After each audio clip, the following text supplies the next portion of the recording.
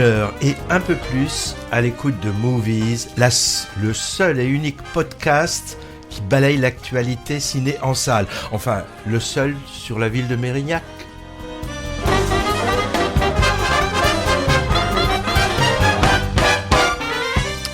En face de moi, Patrick, critique ciné émérite et également préposé à quelque chose comme les branchements, les potomètres, ce genre de choses, et webmaster. Potomètre, première fois que j'entends parler de ce mot, c'est très joli. Non. Moi je connaissais potentiomètre, mais potomètre... Oui, mais on dit poteau. Ah oui. Et celui qui n'y connaît rien en technique, vous l'avez reconnu, c'est Hervé Brie, critique émérite, je sais pas, mais critique, oui. Alors... au programme d'aujourd'hui, 7 films, si je me pense bien.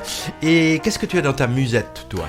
Eh bien, un nouveau Bastien Bouillon, il y avait longtemps qu'on n'avait pas vu, au moins depuis l'affaire Boujarski.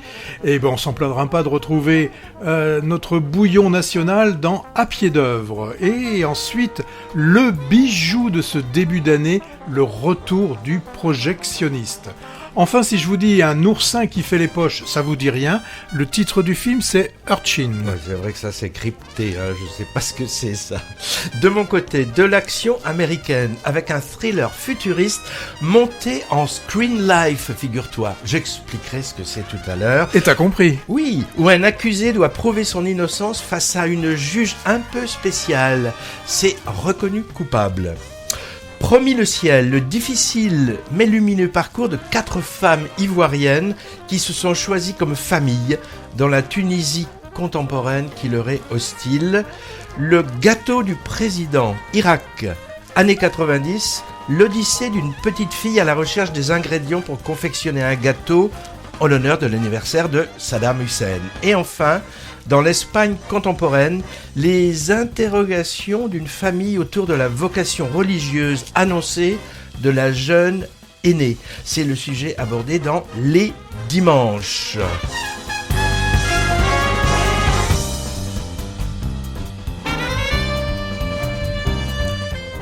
Et, as usual, une pastille festival, focus aujourd'hui sur les toiles filantes, rassemblement dédié au jeune public qui a lieu dans 15 jours. Bande-son d'aujourd'hui, les Doors, Sam Cooke, Reggiani, Vanessa Paradis et peut-être d'autres si on a le temps.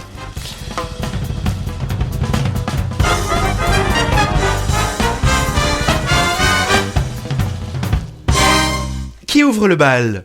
C'est toi, Patrick. C'est moi qui m'y colle pour parler, je viens de le dire, hein, de ce premier petit bijou qui nous vient pas à côté, hein, puisqu'il vient d'Azerbaïdjan. C'est le retour du projectionniste, un film d'Okran Aghanazadeh, donc un film humain. Un film de festival, hein, c'est d'ailleurs là qu'il a obtenu de nombreuses récompenses. On l'a repéré en France, c'était lors du festival des 3 continents, festival bien connu de Nantes, récompensé par un jury de jeunes qui lui a délivré le Grand Prix.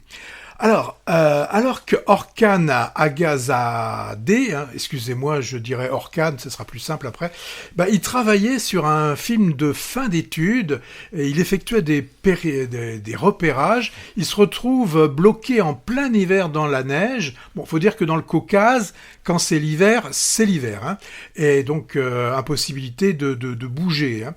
Et là, il fait la connaissance de Samir, un réparateur de télévision qui, voyant cette équipe en plein tournage, a eu envie de leur montrer tous les équipements de projection de films. Pourquoi il fait ça ? Parce qu'avant, c'était lorsque le pays faisait partie de la Russie, de l'URSS, l'URSS. Il se déplaçait avec son matériel, ses films, de l'itinérance dans tous les petits villages, et avec son matériel portable, il pouvait apporter une forme de culture ou à minima le plaisir de l'image animée. Et quelques années plus tard, notre Orkan revient sur place, pour voir un peu si le sexagénaire avait toujours en tête son rêve de projeter à nouveau un film dans un petit village. Eh bien oui, il avait toujours cette envie. Mais il faudra quand même plus de 2 ans pour que le projet soit mené à terme. il n'a pas de moyens pour acquérir du matériel neuf. Donc il faut remettre en état, on parle d'un projecteur, mais des projecteurs, puisque détail technique, il travaille en double poste. Et pour projeter son film, qu'est-ce qu'il faut ? Il faut à minima une copie 35 mm et de la lumière. Alors, arriver à trouver une copie... certes, là on la verra, elle est très vintage, elle est teintée les pellicules quand elles vieillissent, elles deviennent roses. Donc il y a ce côté rose du film. C'est pas encore trop compliqué. On arrive toujours à trouver un bon vieux film indien style Bollywood. Mais par contre, une lampe de 400 watts pour un vieux projecteur russe, c'est pas sur Amazon que vous arriverez à le trouver.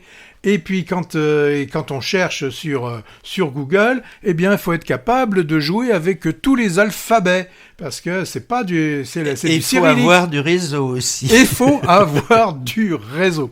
Alors ce film, je trouve, c'est un peu ridicule et présenté comme un film documentaire.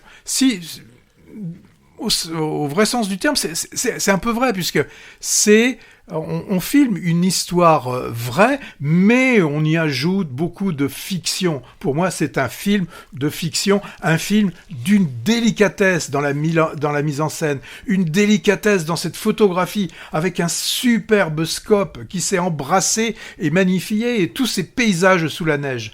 Et aussi, je dirais, une délicatesse dans les silences qui font toute la vie de ce village.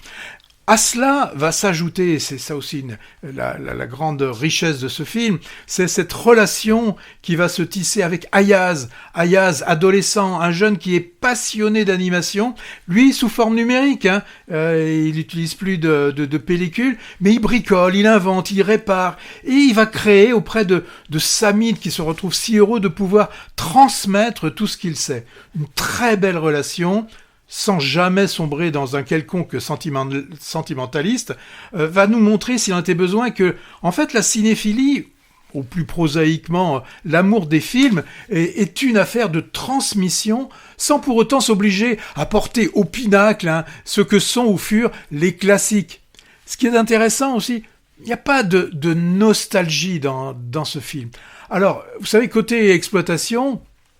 Le cinéma numérique, en évitant le prix des 35 mm, a permis une diffusion plus aisée, quelle que soit la salle de cinéma, quelle que soit la version audio, on peut tout faire. Mais le projecteur, la pellicule, reste dans l'imagerie collective, ce qui représente le cinéma. Le retour du projectionniste, ça pourrait bien évidemment nous rappeler un cinéma paradiso. Mais en ce qui me concerne, c'est plus à Jaco de Nantes que j'ai pensé. Pourquoi ? Parce que dans le Jaco de Nantes, on voyait Jacques Demy qui faisait du stop motion avec une caméra 9 mm, avec du film 9,5 mm. Là, la caméra, elle est remplacée par un smartphone. Faire renaître une salle de cinéma, c'est surtout une façon de lutter contre l'oubli. Une salle de cinéma, c'est une lumière qui traverse la salle. On part d'une petite image en 35 mm pour arriver quelques mètres plus loin, à une de plus de 10 mètres de base. Le cinéma agrandit la vie. Le retour du projectionniste, c'est une œuvre sensible sur la transmission, sur la résilience, une célébration du cinéma, mais plus qu'un film, une célébration de la salle de cinéma, et c'est pour ça que j'ai adoré ce film, et je crois que je suis pas le seul. Ah ouais, superbe, absolument superbe. Le film de notre sélection, tu es d'accord, Patrick ? Ah, tout à fait, oui. Et je pense que en fin d'année, il y sera encore dans notre top. En tout cas, on le défendra bec et ongle jusqu'à temps qu'il ait au moins 2 millions de spectateurs. Bon, ne rêvons pas. Il faudrait déjà qu'il soit un peu plus diffusé en salle pour ça. Alors moi, j'emploie que rarement, voire pas du tout, le mot de chef-d'œuvre. Mais là, j'ai envie de le dire. Quoique ce terme pompeux colle mal à la simplicité et à la rugosité du film. C'est pour ça qu'on avait choisi un peu bijou, parce que c'est voilà. Alors pourquoi un tel argument ? Parce que on est devant un objet situé au-delà des catégories dans lesquelles on classe généralement les films, documentaire, fiction, drame, comédie, film social ou à suspense, body movie, film sur le deuil, et j'en passe. Le retour du projectionniste, finalement, déclaration d'amour au cinéma populaire et hymne à la bricole gorgé d'humanisme discret, englobe tout ça à la fois avec une force incroyable. Alors, ce qui le distingue aussi, c'est sa modestie, sa pudeur. Moi, je trouve que c'est une leçon de cinéma que tous les cinéastes occidentaux, en particulier, devraient voir et analyser pour éviter dorénavant de surcharger leurs plans d'effets faciles. Je dis ça, par exemple, en pensant à une scène émouvante au cimetière, où la caméra reste à distance du vieil homme se recueillant devant la magnifique tombe de son fils. J'imagine que d'autres auraient capté en gros plan les larmes sur son visage. Là, juste une ébauche de geste pour s'essuyer les yeux, aperçu de loin, et l'émotion passe. Tout est dit sans surlignage intempestif. Et en passant, des notes d'humour aussi. Tu as ri toi aussi à ce projectionniste? Ah, j'ai ri à ce film, j'ai ri. Ah ben je l'avais préparé. Oui. J'ai oublié de le dire. Si on veut pas avoir des références, mais penser à certains films avec ces plans fixes superbes, on a pensé tous les deux, Hervé et moi, à des choses comme, à des films comme L'odeur du vent. Ça c'était iranien. Voilà, il y a une beauté au niveau de la construction et une simplicité. Mais quand ils sont dans la neige en train de tenir cet ordinateur en hauteur sous un parapluie pour éviter qu'il s'abîme, mais pour capter le réseau, c'est hallucinant, beau. C'est superbe. Tu nous parles d'un autre film. Ah ben oui, alors on est éclectique à Movies. La preuve, après ce délicat retour du projectionniste dont on vient de parler, qui nous vient d'Azerbaïdjan, à l'affiche dans de rares salles ARSC, voici la lourde cavalerie américaine qui débarque dans l'émission avec ce reconnu coupable, thriller d'anticipation présent dans tous les multiplexes. Je connaissais présumé coupable, maintenant c'est reconnu. Ouais. Et pourquoi pas finalement, tout objet cinématographique mérite critique, non? Sans a priori. Titre original, Mercy. Mercy soit la clémence, l'indulgence, dont le film a bien besoin d'ailleurs. Mercy, c'est le nom d'une entité judiciaire expéditive dans le récit. Moi, j'ai eu envie, par curiosité, de voir ce film qui a détrôné Avatar 3 au box-office américain la semaine passée. Alors, j'aurais pu choisir la grosse cavalerie française, avec un gourou qui a l'air bien poussif, mais ça me disait moins. Alors, l'histoire de Reconnu coupable se situe dans un futur proche, à Los Angeles, en proie à la violence. Le détective Chris Raven, accusé du meurtre de sa femme, passe devant la juge Maddox, qui n'est pas un humain, mais une intelligence artificielle très avancée, sous les traits d'un lisse et froid visage féminin projeté sur un grand écran, qui officie ce qu'on appelle au tribunal Mercy Capital, système judiciaire que notre détective a justement auparavant contribué à mettre en place. Présumé coupable et ligoté devant cette juge virtuelle dépourvue d'affect, il a 90 minutes pour prouver son innocence avant son éventuelle condamnation à mort. Ta-ta-tam. Le compte à rebours de ce récit en temps réel commence avec son lot d'interrogatoires, poursuites, bastons, explosions, assaisonné de mélo familial et de quelques twists pas vraiment crédibles. On est loin de Minority Report de Spielberg, vers lequel le film louche un peu. Dans Minority Report, on condamnait les gens préventivement avant leur éventuel méfait pour éradiquer toute délinquance. Alors cette production made in Hollywood est un exemple de cinéma dit screen life, qu'on peut traduire par la vie sur écran, par exemple. C'est-à-dire un style de réalisation qui consiste à raconter une histoire presque uniquement sous le prisme d'images d'écran mises bout à bout ou se superposant en jouant sur des points de vue divers. Pour faire avancer le récit, s'enchaînent ici de façon assez stroboscopique des images de multiples caméras de surveillance, drones, webcams, journaux télévisés, téléphones, posts sur les réseaux sociaux. On assiste en fait à une cascade de fenêtres Windows émanant du cloud. Alors, parti pris intrigant au début, mais vite lassant et où manque surtout des idées à la hauteur du dispositif. Original en soi, mais qui tombe à plat ici. Alors ce film rallonge la liste des scénarios dystopiques où l'intelligence artificielle est un personnage à part entière, pas très sympathique, avec le désir de se substituer à l'humain et sujette à des bugs. Récemment, c'était le cas côté américain dans le dernier Mission Impossible, dans Tron 3, et côté français, Chien 51, avec une police coercitive gérée par une intelligence artificielle en roue libre, ou Dalloway, avec la pauvre Cécile de France, en écrivaine, petit à petit remplacée par son assistant virtuel numérique.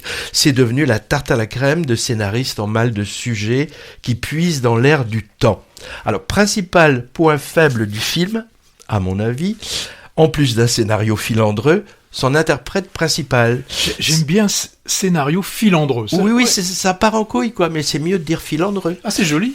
Son interprète principal, l'acteur Chris Pratt, déficit de charisme très voyant, jeu monolithique, regard inexpressif et morphologie créatinée. Remarquez, il a de qui tenir, c'est le gendre de Schwarzenegger. Oui, c'est un habitué à jouer les gros bras dans des films d'action franchisés, genre Jurassic World, Super Mario, ou les multiples occurrences de l'univers cinématographique Marvel. Et il a tout pour plaire, celui-là, parce qu'en plus, il est une des rares personnalités conservatrices au sein d'Hollywood. À ce propos, je ne sais pas si quelqu'un a vu ce pauvre Stallone rendre hommage à Trump cette semaine. C'était vraiment édifiant et triste.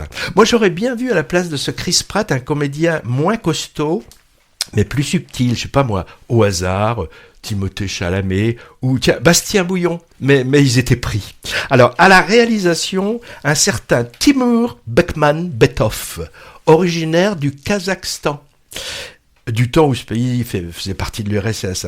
Après des succès à l'Est, il est passé à l'Ouest, et même complètement à l'Ouest d'ailleurs, commettant des films d'action mêlés de fantastique, comme par exemple, tu croiras pas Patrick, Abraham Lincoln, chasseur de fantômes. Oui, moi j'avoue que je ne veux pas l'avoir vu et je m'en porte pas plus mal. Bon, son reconnu coupable a été soit ignoré, soit massacré par la critique, car reconnu coupable de nanardise.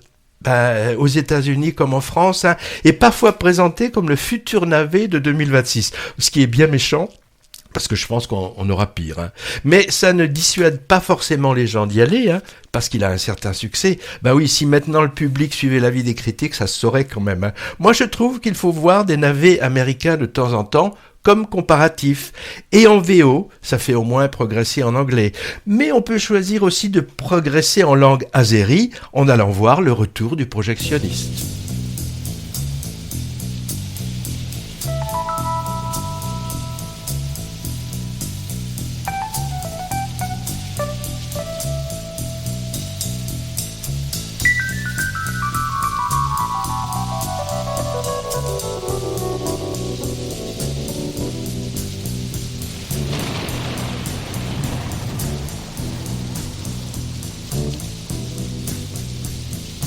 Riders on the storm, riders on the storm. Into this house we're born, into this world we're thrown. Like a dog without a bone, an actor out alone. Riders on the storm. There's a killer on the road. His brain is squirming like a toad. Take a long holiday. Let your children play. If you give this man a ride, sweet family will die. Killer on the road. Yeah.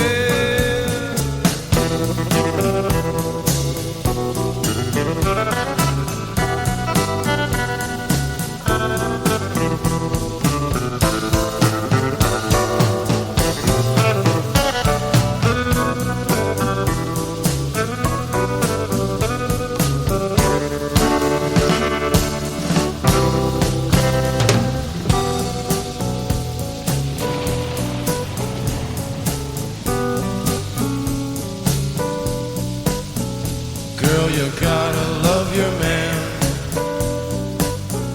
Girl, you gotta love your man.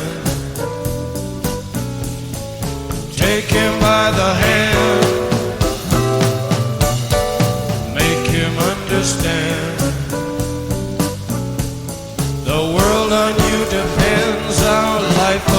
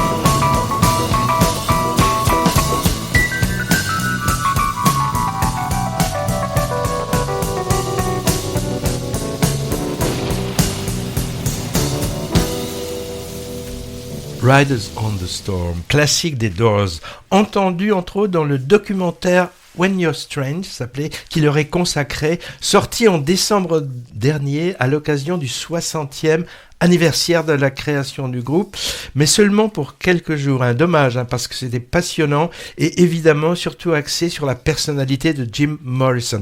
Un biopic qui leur est consacré, signé Oliver Stone, est sorti en 91, sombrement intitulé Les Doors, avec un Val Kilmer plus vrai que nature en Jim Morrison. Leurs titres ont souvent été utilisés dans les films, notamment The End dans Apocalypse Now de Coppola. On se dirige vers l'Afrique ? Vers l'Afrique du Nord, oui, avec Promis le ciel. On se dirige à Tunis. Dans Tunis, il y a quelques années, on va suivre le parcours de 3 personnages féminins formant une sorte de famille recomposée. La première scène, très belle, nous présente ces personnages et donne immédiatement la tonalité lumineuse et chaleureuse du film. On y voit Kenza, c'est une petite fillette de 4-5 ans, baignée par 3 femmes, et la scène est magnifique. C'est une petite rescapée, Kenza, d'un naufrage avec sa famille qui a voulu traverser la Méditerranée vers l'Europe. Les femmes qui l'ont recueillie, ce sont 3 ressortissantes ivoiriennes. Marie, ancienne journaliste devenue pasteur, qui officie un peu, on le comprend, sous le manteau, parce qu'on comprend assez vite que la communauté africaine noire n'est pas très bien vue au Maroc à cette période. On a aussi Nané, jeune mère débrouillarde qui espère faire venir sa fille restée au pays, et Jolie, étudiante déterminée, financée à distance par sa famille. Alors, dans un climat social et politique pas très hospitalier, la question de garder la petite orpheline ou alors de la remettre aux autorités va devenir dangereuse pour elle. Alors pour qui ne le savait pas, on montre ici que les migrants venus de pays de l'Afrique subsaharienne, souvent pour tenter de rejoindre l'Europe, un supposé Eldorado, sont loin d'être bienvenus au Maghreb. C'était illustré, tu te souviens Patrick, avec force et brutalité dans un film italien d'il y a 2 ans, Moi, Capitaine, où on voyait le traitement cruel qui leur était infligé. Là, c'était en Libye. Mais cette chronique féminine de Déraciné n'est pourtant pas un film dossier sur le sujet, même si le sujet imprègne le film. La caméra nous offre plutôt de magnifiques portraits tout en douceur et poésie de ces femmes, fières malgré l'adversité et sauvées par la sororité. La cinéaste franco-tunisienne s'appelle Eridje Seheri. Elle écrit, elle réalise ici son 4e long métrage. Le précédent de 2022, j'avais vu, s'appelait Sous les figues, qui s'intéressait à la jeunesse tunisienne rurale, côté fille, et il était également superbe. Aïssa Maïga, actrice magnifique en pasteur Marie, quasi clandestine ici, elle porte le film. Elle irradie de beauté et d'humanisme, et je trouve sans doute le plus beau rôle de sa carrière jusque-là. Bon, sa carrière dans le cinéma français est bien fournie, alternant comédie populaire et films engagés plus sociaux comme ce Promis le ciel. La comédienne Deborah Loeb, qui débute ici, est également vraiment impressionnante en année explosive. Elle a récolté le prix de la meilleure actrice pour ce rôle au dernier festival d'Angoulême, où le film, Promis le ciel, il avait fait l'ouverture en fait de la section Un certain regard à Cannes. À Angoulême, le film a aussi été récompensé pour son scénario et sa mise en scène. À voir pour son humanisme pas mièvre pour un sou. Après le Maroc dont on vient de parler, on retourne en France avec une curiosité dont tu vas nous parler. Je dis le nom ou je te laisse dire le nom ? J'avais prévu de le dire dès le début. D'accord. À main d'œuvre. Ah non, à pied d'œuvre. Quel humour. On le voit, il y a la main d'œuvre, pied d'œuvre, c'est pas mal vu quand même. Bon, allez. 8e film pour Valérie Donzelli, c'est À pied d'œuvre, qui en fait tend toute notre société un peu un miroir et nous pose un peu une question. Est-ce que l'art est une simple industrie du divertissement, et est-ce que le prix de la liberté artistique, en fait, c'est la pauvreté ? Question. Adapté d'un roman éponyme, c'est comme ça qu'on dit, de Frank Curtis, eh bien le film va suivre cette descente d'un photographe qui, bien qu'il avait un métier bien rémunéré, celui de photographe, décide d'arrêter cette activité pour se consacrer uniquement à l'écriture. Ses premiers romans ayant eu un succès d'estime, son éditrice sent qu'il peut faire beaucoup mieux et lui demande, en mettant quand même une certaine pression, de livrer enfin son premier grand roman. Il ne souhaite pas, ce Paul, dépendre à nouveau de ses parents, alors il va accepter de vivre, on pourrait presque dire, de squatter dans un petit appartement comme ceux que l'on voit à Londres, vous savez, semi-enterrés. Et peut-être aussi ça nous permet d'avoir un clin d'œil à un moment donné à un film de Truffaut, puisque à la fenêtre, enfin plutôt au travers le soupirail, ça lui permet de voir passer les femmes et d'admirer ainsi leurs jambes qui arpentent le monde, comme tels des compas. Voilà. C'était dans quoi ça C'était L'homme qui aimait les femmes. L'homme qui aimait les femmes. Voilà, avec c'était Charles Denner qui nous disait tout ça. Alors il va lui falloir trouver un travail, travail qui devrait lui laisser du temps, voilà. Et c'est son exigence, pas forcément évident. On sait maintenant, en tout cas on le découvre dans le film, que les gardiens de nuit ont pratiquement disparu.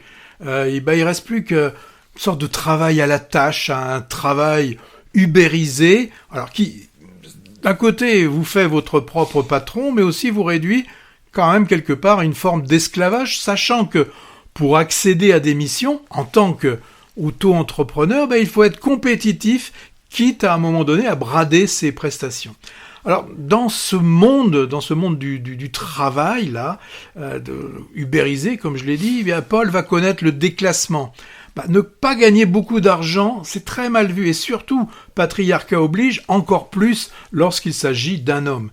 Chercher la solitude, voire la tranquillité, voire la solitude pour écrire, et en même temps proposer des services qui vont lui faire rencontrer des gens. Ça pourrait être paradoxal, mais dans le cas de Paul, ça va lui permettre de ne plus envisager, à un moment donné, on va se rendre compte, ce changement qui va s'opérer, il va ne plus envisager l'écriture comme un moyen, en fait, auto-centré de ne parler que de soi, mais plutôt de s'ouvrir aux autres et de se considérer lui-même faisant partie, en fait, d'un ensemble. Alors, il y a beaucoup de films où les voix off sont assez horripilantes, mais là, je trouve qu'elle est assez bien placée, puisque quand Paul parle, quand il nous parle, c'est en fait au travers du texte du livre. Donc, ce qui nous permet de goûter, en fait, aussi, si on l'a pas lu, c'est mon cas, la qualité du texte de l'auteur Frank Curtis. Paul, c'est Bastien Bouillon. Alors, on le voit très souvent actuellement. Bon, là, il fait pas de patin à glace, mais on croit tout de suite à son personnage. Quand on le voit casser des murs, descendre des gravats, on sent que l'acteur, là, c'est pas comme des fois dans certains films, on voit l'acteur qui porte une valise, mais on sent qu'il y a rien dedans. Là, il a dû en prendre, le Bastien Bouillon. Ça fait déjà presque une vingtaine d'années que Bastien Bouillon collabore avec Valérie Donzelli. En 2011, c'était La guerre est déclarée. Il était dedans ? Oui. Ouais, alors, c'était le pape. Je sais plus qu'est-ce qu'il jouait, mais je sais qu'il était dedans. Alors les rôles secondaires sont aussi bien décrits, bien faits. Il y a par exemple André Marcon. Alors André Marcon, le père. Quand on vous dit ce nom-là, ça évoque peut-être rien, mais si je vous dis qu'il était aussi dans Furcy né libre, où là il interprétait un des colons, ça fait partie de tous ces... Les tronches un peu du second rôle du cinéma français. Alors, mais second rôle, je dirais, c'est plus un rôle moins important, mais c'est pas secondaire. Ce mot-là est un petit peu de complément, un peu gênant. Ils sont plutôt en arrière-plan, on les voit un peu moins souvent, mais quand on les voit, ça marche bien. On a aussi le plaisir de retrouver. Il y a longtemps que je l'avais pas vu, Virginie Ledoyen. Là, c'est l'éditrice. Et puis, Valérie Donzelli, elle s'est dit, tiens, ça fera baisser les coûts de production, autant que je sois à l'écran. Et c'est elle qui est dans son film. Elle interprète l'ex-femme de Paul. Elle est toujours bien devant une caméra. Elle est très bien. Pour moi, à pied d'œuvre, c'est un de ces films qui touche. Avec un récit qui a une apparence assez simple, mais comme pourrait le faire un Ken Loach, parvient à transformer un quotidien rude en quelque chose, j'ose le mot, de poétique. Il y a une observation précise des gestes, des corps, du réel. Aucun effet spectaculaire. Vraiment, aussi, dans la lignée des fictions sociales, toutes celles qu'a pu faire Vincent Lindon, hein, on voit de quoi je peux parler. Donc, pas d'effet spectaculaire, pas d'artifice, mais filmer la beauté, en fait, et la fragilité des êtres. Pour moi, c'est un film sensible, humain, qui prend son temps, un film rare, qui nous laisse en nous une belle résonance et qui pense sera durable. Le film, je l'ai vu 2 fois et avec le même plaisir à la deuxième vision qu'à la première. As-tu quelque chose à rajouter par rapport à cela ? Alors c'est intéressant, hein. De nouveau une adaptation ciné d'un succès de librairie récent. Les scénaristes continuent de piocher allègrement dans la littérature contemporaine, hein. C'est le cas en ce moment, par exemple, avec La femme de ménage, Hamnet ou Le mage du Kremlin. Ce à pied d'œuvre, c'est une réflexion sur le coût de l'intégrité artistique, hein. Autre sujet abordé quand même, les relations familiales, hein, plutôt conflictuelles ici entre le père et le fils, et tu l'as dit, l'ubérisation de la société avec ses travaux domestiques ou de bricolage à domicile à moindre prix. Alors tout ça est très bien vu et porté par une incarnation vibrante de Bastien Bouillon, en artiste déclassé, devenu artisan non déclaré, au centre de presque chaque plan, hein, avec minimalisme mais intensité. Alors l'an dernier, oui en effet, hein, tu dis qu'il patinait dans Partir un jour, Connemara, on l'a vu aussi dans L'incroyable femme des neiges, hein, il était super. Hein. Et il est aussi en 2006 dans l'affaire Bojarski, hein, donc c'est Bouillon... 2026. Ah oui, tout augmente. Oui, donc c'est Bouillon au carré. Et comme il est dans un autre film à sortir bientôt, ça fera Bouillon cube. Je sais, je l'ai déjà faite celle-là, mais je la trouve rigolote. Je la replace. Tiens, j'ai appris qu'il a eu comme grande tante, devine qui ? Ah voilà, mais moi je sais, Joséphine Baker. Carrément, oui, c'était sa grande tante. Bon, en tout cas, il excelle dans ce 7e long métrage de l'actrice-réalisatrice Valérie Danzelli. Son précédent, c'était L'amour et les forêts, sur l'emprise. Non, là, j'avais pas aimé. C'était sur l'emprise dans un couple avec Virginie Efira et Melville Poupeau. Je crois que tu l'as pas dit. Elle a décroché pour À pied d'œuvre le prix du scénario à Venise, conjointement avec Gilles Marchand, grand scénariste, hein, à l'œuvre par exemple dans tous les films de Dominique Moll. Donc vraiment à voir, hein, c'est très très intéressant. On va écouter d'ailleurs un morceau qu'on entend dans À pied d'œuvre.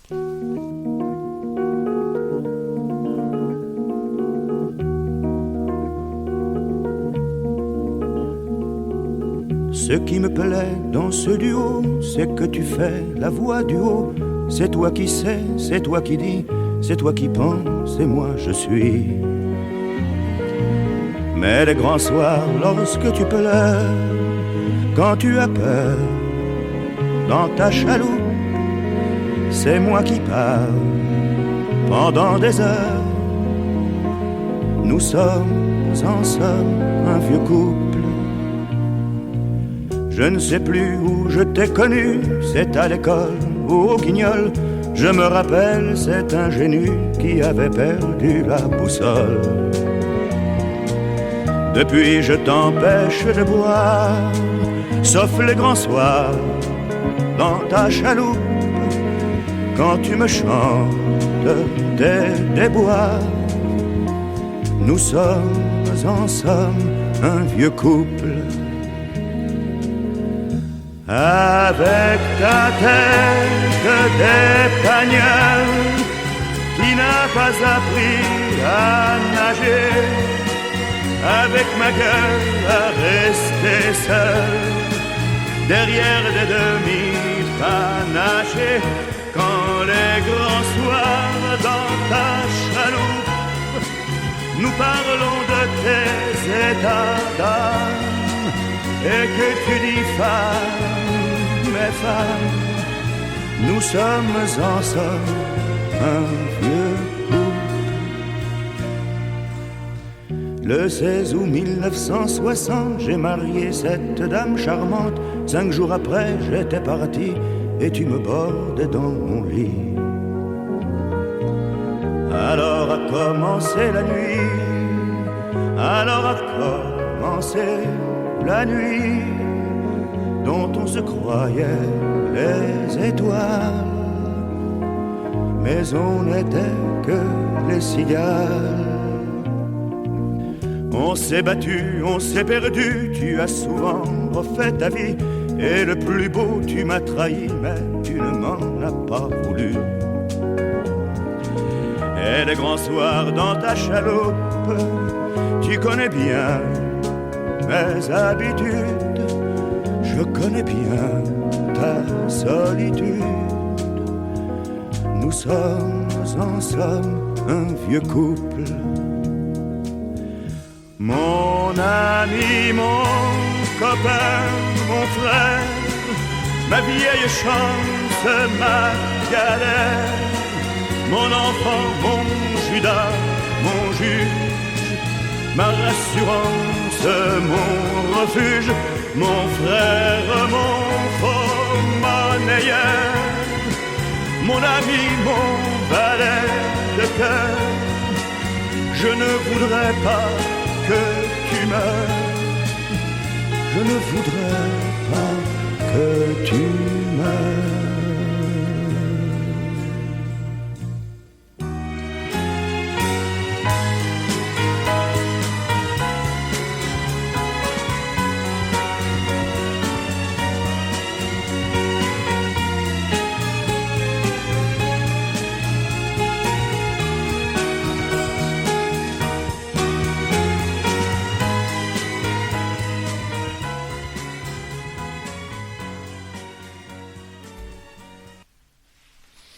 Une belle chanson mélo de Reggiani, mais quelle chanson n'est pas mélodramatique de Reggiani, hein, qui figure dans la bande originale de À pied d'œuvre de Valérie Donzelli, dont on vient de faire un panégyrique. Hein. Alors, on va pas parler de la carrière du chanteur non, au cinéma, serait ce serait trop long. Hein. Mais j'ai vu environ 80 films, hein, des années 40 aux années 90. Bon, pas tous de la qualité de Casque d'Or quand même, hein. Le gâteau du président, film que j'ai pu voir il y a quelques semaines, dont tu vas nous parler, ouais. Hervé. Alors, film irakien, ce qui est plutôt rare, hein, sur les écrans, ça court pas les rues, de même que les films d'Azerbaïdjan comme Le Retour du projectionniste. Tu veux parler du Retour du projectionniste. Le président en question, c'est Saddam Hussein, hein, Irak, début des années 90, après le conflit avec l'Iran, intervention des États-Unis, ce qu'on appelle la première guerre du Golfe. Alors, dans le pays sous embargo, l'anniversaire du président approche. Et le peuple est invité à y participer comme s'il n'y avait rien de mieux à faire. Hein. Dans un coin reculé du pays, un étonnant village sur l'eau, hein, où les gens se déplacent sur d'élégantes barques, il est demandé à chaque école de contribuer à la fête. Lamia, une orpheline d'une dizaine d'années, vivant chichement avec sa grand-mère dans une sorte de paillote sur pilotis, elle est tirée au sort par l'instituteur, institut qui n'emploie pas trop les méthodes Montessori, hein, pour confectionner, au nom de sa classe, un gâteau symbolique pour ce fameux anniversaire du chef suprême que tout le pays est sommé de célébrer. Pas facile cette mission quand on a soi-même très peu pour subsister. Hein. Sa quête des ingrédients nécessaires, rien de sophistiqué, hein, œufs, farine, sucre, levure, va l'embarquer vers la lointaine ville avec son coq sous le bras, où il va lui arriver des aventures avec un camarade de son âge, Saïd, qui, lui, a pour mission de rapporter des fruits. Alors, ce qu'on voit arriver à cette fillette et son copain livrés à eux-mêmes est quand même assez hallucinant. Hein. Ils vont devoir recourir à tout un tas de stratagèmes pour tenter d'arriver à leur fin, rencontrant en route des adultes, pour la plupart dépourvus de compassion et parfois même pire. Heureusement, le film ne s'attarde pas trop sur des épisodes plutôt glauques auxquels la fillette échappe. Hein. On voit, à hauteur d'enfant, le joug de la dictature, hein, avec l'omniprésence du despote, la misère, la corruption, l'arbitraire, la débrouille qui règne dans la société irakienne de l'époque, avec un aspect tragédie, alors pour une part misérabiliste, hein, mais matinée de burlesque, et des scènes tellement émouvantes, avec cette toute jeune actrice impressionnante de naturel, hein. De nouveau une enfant comédienne touchée par la grâce, comme on en voit parfois au cinéma, en se demandant par quel miracle la direction d'acteur a pu conduire à ça.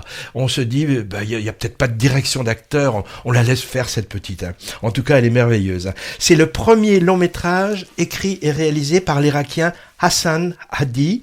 Ce réalisateur avait l'âge des enfants du film dans les années 90, donc il y a forcément un côté vécu, peut-être autobiographique à ce récit. Il l'a tourné entièrement sur place et à l'ancienne, c'est-à-dire en argentique, avec au passage une photographie magnifique. Hein.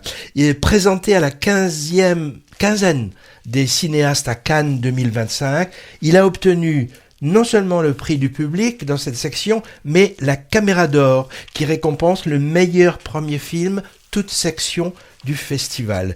J'ai vu à un moment ce gâteau du président hein, qui est à l'affiche ce mercredi 4 février et il me reste en tête l'image marquante de cette petite Lamia avec son coq dans les bras. Ce film résonne avec un autre récent dans un contexte bien différent, hein, mais avec une même odyssée de la débrouille d'un môme dans un contexte de guerre, devant lui aussi concocter un mets particulier, lui c'est pour sa mère, hein, et galérant pour rassembler les ingrédients nécessaires. Il s'agit de Hildambrum 1945, Une enfance allemande, dont on a parlé la dernière fois en bien aussi. J'ai vu d'ailleurs qu'il était encore à l'affiche, hein, et puis on le mettra sans doute dans notre rubrique deuxième couche, celui-là aussi. Oui, pour ce film, hein, s'il n'y avait pas le contexte hein, du gâteau du président, ce serait un joli film sur l'aventure de deux jeunes acteurs. Mais il y a le contexte. Il y a le contexte. Un peu comme aussi l'était il y a très longtemps des films comme Jeux interdits. Ouais, mais c'était aussi tragique. Voilà, il y a un fond tragique et puis là on vient nous mettre devant cette belle histoire. C'est toujours intéressant. Moi j'aime bien ce genre de mélange. Patrick, qui a des oursins dans la poche, va nous parler d'un certain oursin. Oui. Urchin, en VO. Urchin. Alors Urchin, c'est vrai, hein, comme il vient de le dire, puisque quand même il maîtrise tout à fait toutes les langues, hein, il est polyglotte, comme on dit. Urchin, ça veut dire oursin. Mais oursin, ça c'est au premier sens, mais son deuxième sens, au sens figuré, un urchin, c'est un gavroche, c'est un garçon des rues. Et c'est Harry Dickinson, vous savez, révélation cannoise dans Sans filtre, qui a été la Palme d'Or hein, en 2022, film de Ruben Östlund. Et bien là, il passe derrière la caméra. Et son film, il l'a présenté aussi à Cannes. C'était, tu as parlé de la quinzaine des cinéastes. Là, c'était dans la rubrique Un certain regard. Donc, on peut passer facilement derrière la caméra. Et c'est bien, c'est toujours intéressant quand c'est un acteur, parce que un acteur, par définition, sait ce qu'il peut donner côté acteur, et il sait ce qu'il peut demander à ses acteurs. Mais il a quoi, 25-30 ans? Oh, il a moins de 30 ans, c'est à peu près sûr. Hein. Alors, Urchin, c'est le portrait. C'est un portrait d'un SDF, hein, vu le titre. On est dans le Central London. Alors, portrait certes, mais portrait d'un jeune homme à la dérive, oscillant entre violence et fragilité. Portrait magnétique d'un homme qui pourrait nous faire penser à un Johnny Depp, enfin quand il était beaucoup plus jeune. Ce jeune homme va tenter de s'en sortir, de sortir de la rue, de sortir des magouilles, de sortir de la drogue, forcément. Il va essayer de travailler dans un restaurant grâce à toutes ces associations qui essayent de pouvoir remettre le pied à l'étrier à tous ces jeunes. Donc il va essayer, il va se mettre à respecter les horaires, respecter l'autorité, tenter de sortir de ce chemin où, je le redis, la drogue est là en permanence, drogue qui guette toujours votre moindre faux pas. Dès les premières scènes, on comprend que le film va quasiment entièrement reposer sur la présence brute, presque fauve, celle de Frank Dillon. Alors, il est évident, enfin pour moi il a paru évident que Harry Dickinson a fait son film pour cet acteur. Il a fait cette mise en scène nerveuse, sensorielle. Ça, c'est vraiment très intéressant d'avoir un réalisateur qui bâtit un film sur un acteur.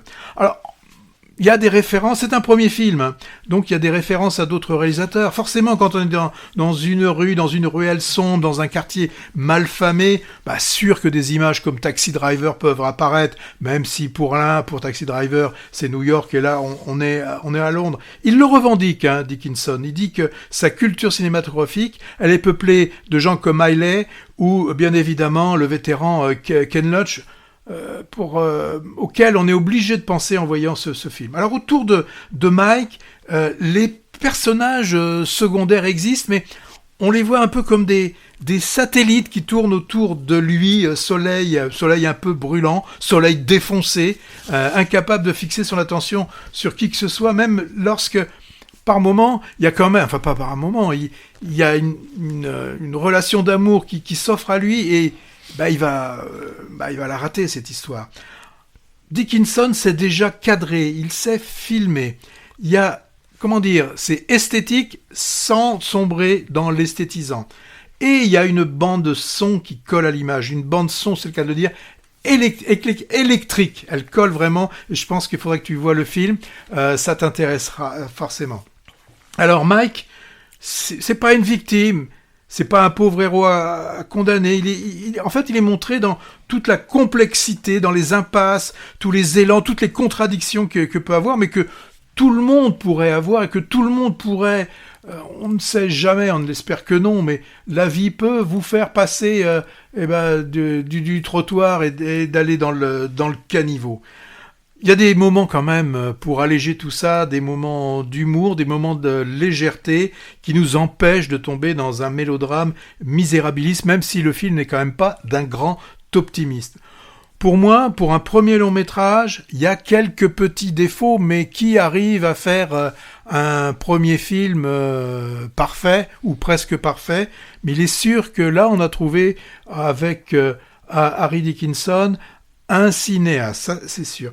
Alors, présence franco-britannique avec Megan Northam, celle que l'on avait vue par exemple dans Rabia, film pas grandiose, et aussi qu'on a vu là sur une plus longue période, puisqu'elle était une des actrices principales de la série de Cédric Clapiche, Salade grecque. Elle doit être franco-anglaise.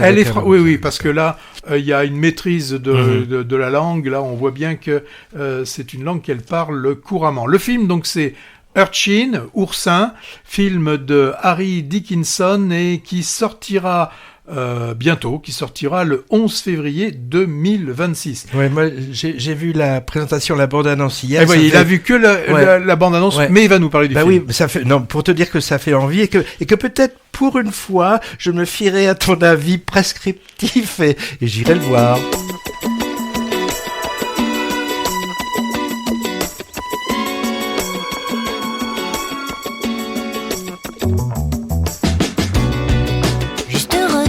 Choses comme une overdose, mais c'est le bouquet final. Mais c'est le bouquet final. J'avoue, je les ai attendus longtemps, mais les fleurs ne parlent qu'au présent. Les regrets n'aiment pas. Tu peux leur faire dire tout ce que tu veux. Sur la carte est glissée l'encre bleue. Me dis que tu n'aimes que moi. Le rouge est rouge sang, couleur des amants, mais c'est le bouquet final. Fatal, c'est toujours bien de finir en beauté. Y a le nombre impair, ruban satiné, sans vouloir jeter des fleurs. Y a mes sentiments dont j'aimais t'aimer, et mon envie de te serrer. Tout y est mais plus le cœur. T'aimerais changer les choses, comme on change l'eau des roses. Mon amour, oublie ça, les fleurs, ne triche pas. T'aimerais changer les choses, comme on change l'eau des roses. Mon amour, oublie ça, les fleurs, ne triche pas. Juste retour des choses, je t'envoie sur les roses que t'as déposées chez moi, chez moi. Chez moi, c'est toujours bien de finir en beauté. Tu ne fais pas les choses à moitié, sans vouloir jeter des fleurs. Y a comme une envie de te pardonner, de me faire pour toi belle à crever. Tout y est mais plus le cœur. T'aimerais changer les choses, comme on change l'eau des roses. Mon amour, oublie ça, les fleurs, ne triche pas. T'aimerais changer les choses, comme on change l'eau des roses. Mon amour, oublie ça, les fleurs, ne triche pas. Les fleurs ne trichent pas. Aussi bien que toi. Les fleurs ne trichent pas.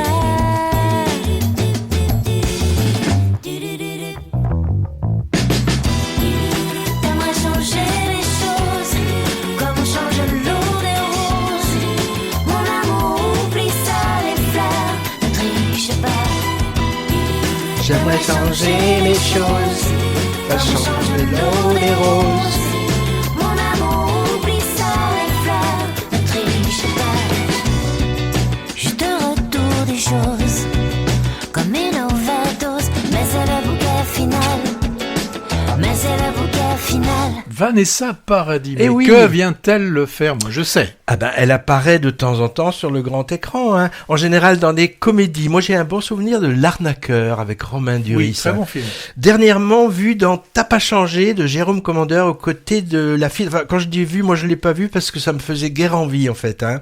Alors, la chanson qui l'a propulsé, Joe le taxi, est utilisée dans À pied d'œuvre, dont on a parlé tout à l'heure. On l'entend de façon clin d'œil ironique, hein, via l'autoradio d'une voiture conduite par l'anti-héros du film dans la dèche, véhicule emprunté à son père et utilisé comme taxi officieux. Bon, on n'allait pas passer Joe le taxi, trop entendu. À la place, on vient d'écouter le bouquet final, tiré de son dernier album, mitonné par Étienne Dao.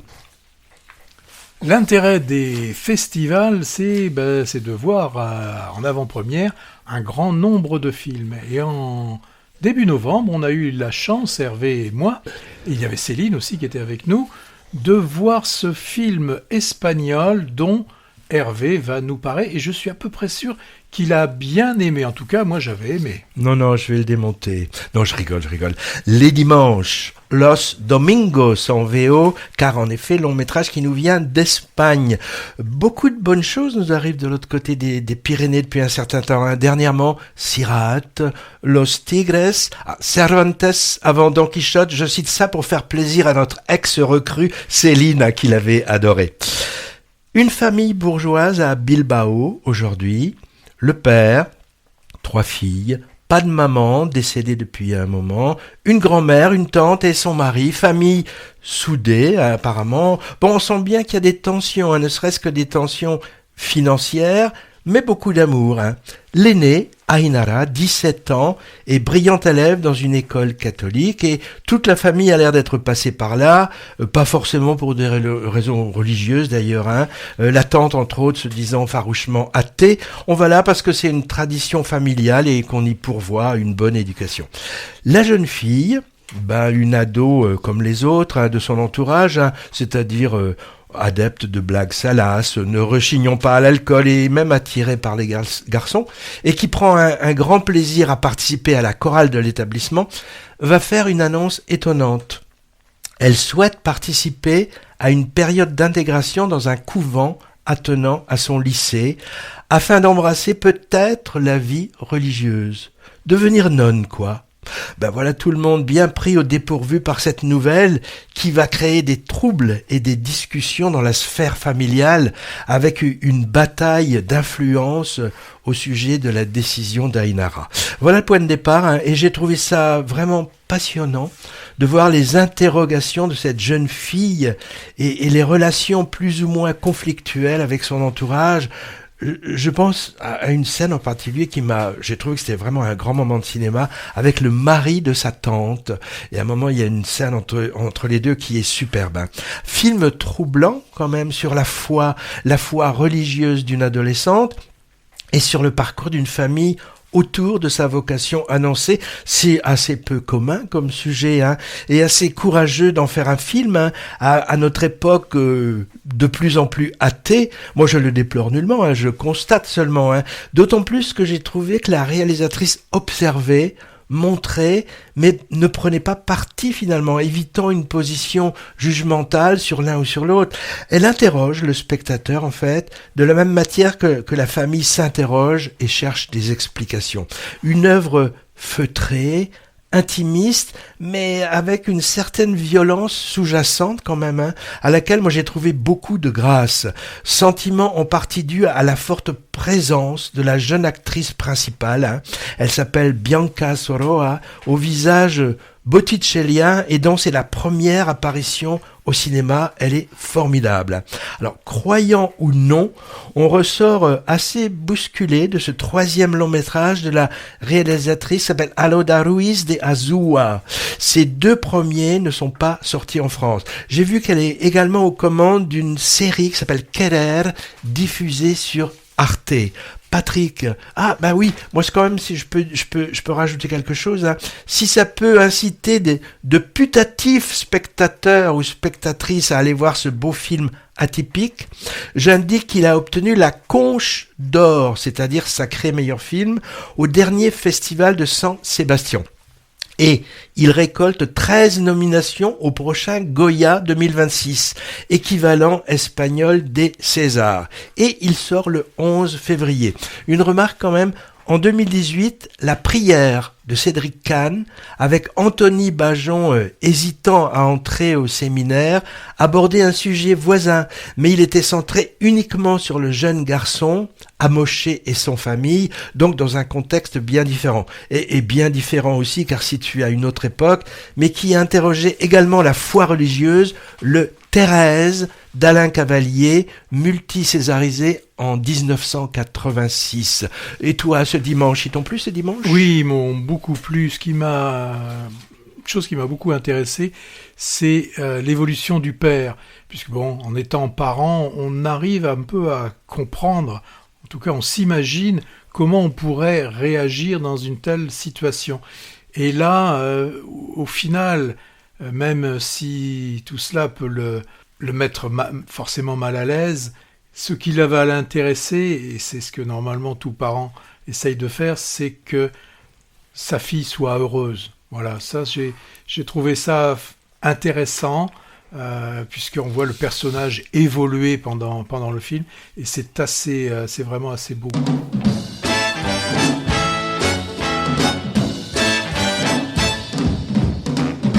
Let me tell you about a place somewhere up a New York way, where the people are so gay, twisting the night away.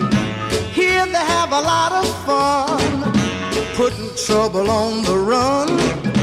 Man, you find the old and young, twisting the night away. They're twisting, twisting, everybody's feeling great.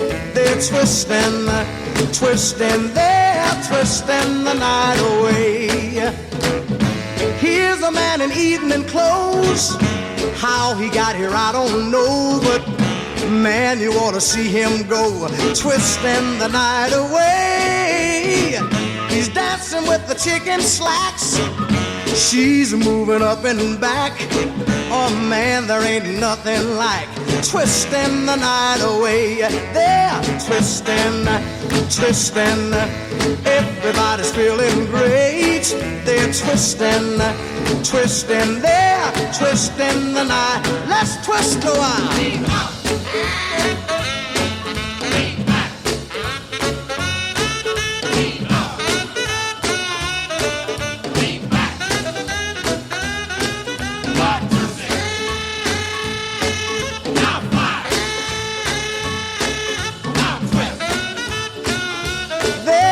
Twisting the night away. Here's a fella in blue jeans, dancing with the older queen, who's dolled up in her diamond rings and twisting the night away. Man, you ought to see her go, twisting to the rock and roll. Here you find the young and old, twisting the night away. They're twisting, twisting, man. Everybody's feeling great. They're twisting, twisting, they're twisting the night. One more time.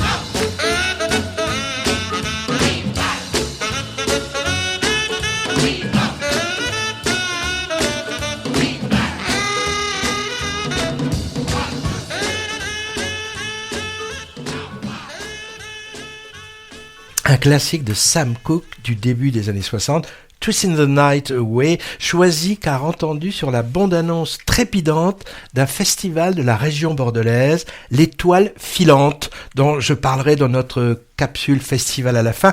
Et ce morceau classique se retrouve dans plusieurs films, comme L'Aventure intérieure, science-fiction de 87, un film de super-héros super raté qui s'appelait Le Frelon vert en 2011, ou un récent et horrifique Le Singe. Passons à une deuxième couche. Ouais, allons-y, parce que Oui. la première est sèche, on va pour la deuxième. Alors moi, je vous propose une belle teinte avec l'affaire Bojarski, sortie il y a une semaine avec Reta Kaneb et puis Sarah Girard. Qui marche du tonnerre. Oui, et qui marche, et tant mieux, parce que c'est un bon film, facture classique, mais ça fait du bien de temps en temps d'avoir du classique. D'ailleurs, c'est un peu le cinéma dont la nouvelle vague ne voulait plus entendre parler. Et ben là, Elle revient par la fenêtre. Elle revient, et c'est pas mal. Alors aussi, on a notre Jim Jarmusch qui nous propose il cite tout le monde, Father, Mother, Sister, Brother, très très beau. Très bien. Enfin, moi, j'ai beaucoup aimé, et Hervé aussi avait aimé. Et puis, on en parle beaucoup, on vous en a parlé. Il est sorti ce jour, avant-hier. C'est Baise en ville, vraiment la comédie. Tout à l'heure, on parlait du bijou de début d'année. Moi, je dirais, là, c'est la comédie de début d'année. C'est vraiment... c'est bien, quoi. Enfin, faut voir ce genre de film. Alors, plus sombre, tu l'as évoqué tout à l'heure, il passe encore. C'est une enfance allemande, c'est L'île d'Amrum en 1945. Très beau film, très belle vision de ce jeune garçon qui fait tout pour sa maman. Alors, je vois que tu en as parlé la dernière fois, tu n'as pas mis le match du Kremlin, mais moi, je le réhabilite, car je t'ai trouvé sévère avec la dernière fois. Je l'ai vu depuis, et vraiment beaucoup apprécié, et Jude Law très convaincant en Poutine quand même. Oui, puis c'est vrai que de voir Poutine parler aussi bien anglais, c'est bien. et alors, sur le terrain en Russie poutinienne, un documentaire édifiant montrant l'embrigadement des jeunes Russes après l'invasion d'Ukraine. Le film, c'est Mr. Nobody Against Poutine. Décrié ou adulé, moi je suis entre les deux, la fausse biographie de Shakespeare, qui est plutôt celle de son épouse, avec Hamnet, les lumières de New York, alors les galères d'un immigré chinois à Chinatown, sombre et lumineux à la fois, petit film qu'il faut sans doute bien chercher pour le voir maintenant. Et puis un beau mélo italien qui se déroule dans un atelier de costumes de cinéma dont Rome des années 70, c'est Diamanti. Et je crois que j'ai fait le tour de ma deuxième couche. Et dans notre télescope, on voit au loin apparaître des films qu'on n'a pas forcément, qu'on n'a pas vu, comme La vie après Siam. Ouais, documentaire intime, hommage à une mère disparue, celle du réalisateur franco-égyptien. La Grazia. Alors moi je n'ai vu que le film annonce, toi t'as vu le film en intégralité. Ouais. Et J'ai pas eu le temps d'en parler. Ouais. Le dernier film, les derniers mois, on va dire, d'un président italien fictif par le formaliste et parfois boursouflé Paolo Sorrentino.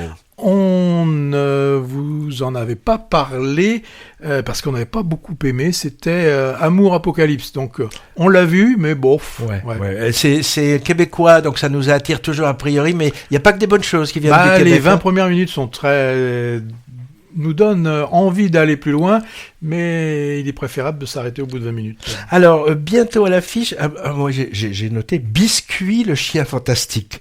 Et pourquoi ? C'est de l'animation pour enfants qui a l'air rigolote, et je suis omnubilé par les chiens en ce moment.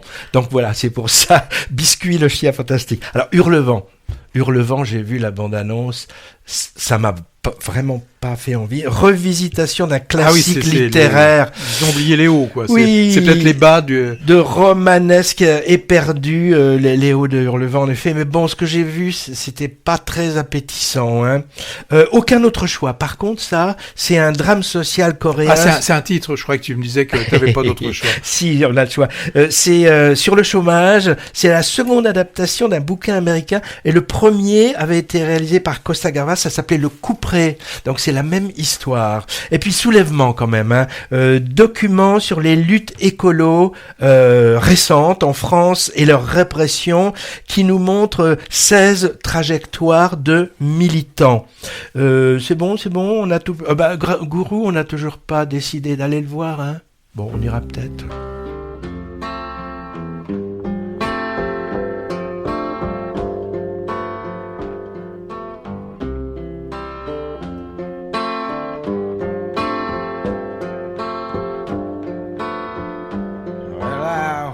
I don't fall in love with you.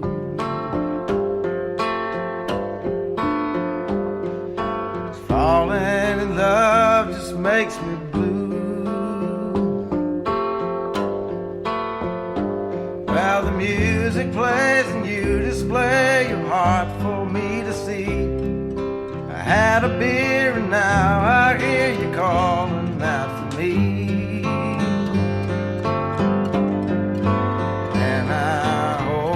I don't fall in love with you.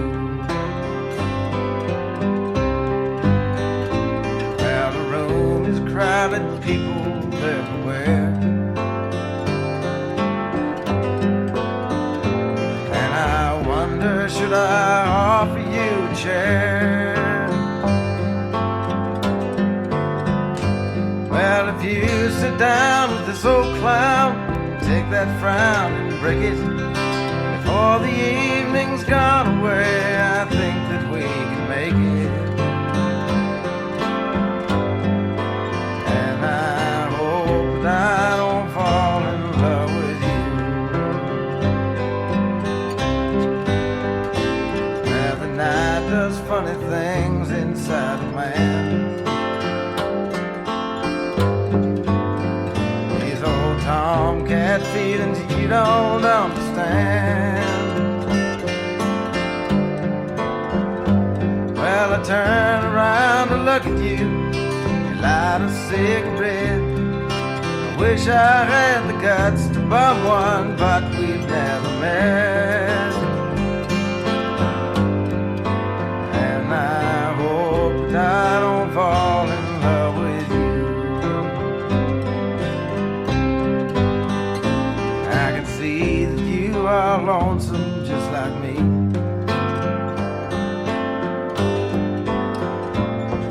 Being late, you'd like some company. Well, I turn around to look at you, and you look back at me. The guy you're with, he's up and split the chair next to you's free. And I hope you don't fall in love with me. Now it's closing time, the music's fading out. Last coffee drinks, I'll have another stout. Well, I turn around to look at you, nowhere to be found. Search the place for your lost face, 'cause I'll have another round. And I think that I just fell in love with you.